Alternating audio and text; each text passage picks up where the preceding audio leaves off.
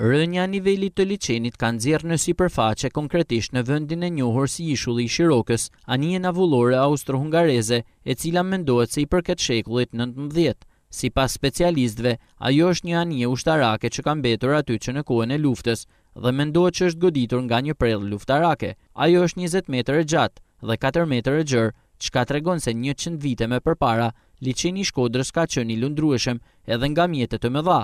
Anija është ruajtur në gjendje shumë të mirë. I vetmi dëmtim që ajo ka pësuar është në pjesën e poshtme aty ku ka marrë edhe një goditje nga një lëndë shpërthyese që i ka shkaktuar edhe mbytjen. Sipas historianëve, ka qenë anije ushtarake e cila është siluruar nga poshtë, ku është hapur një vrim dhe është fundosur. Anija që në atë kohë punonte me avull, i përket luftës së parë botërore dhe deri më sot askush nuk ka tentuar ta lëvizë atë. Disa herë nga banorët është kërkuar që ky mjet të nxirret nga aty dhe të vendoset në shërbim të turizmit, pasi sipas tyre është unik në Ballkan.